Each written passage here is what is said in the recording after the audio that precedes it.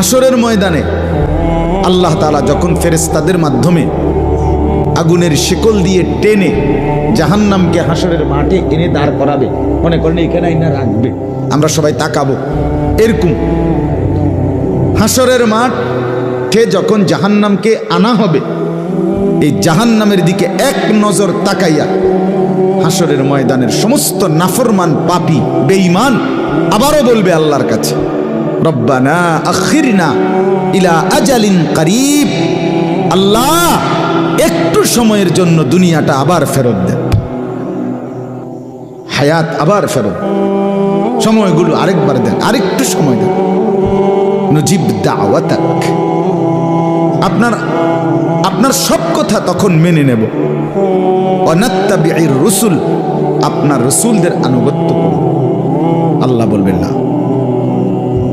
না বান্দা, এখান থেকে কাউকে আর ফেরত দেওয়া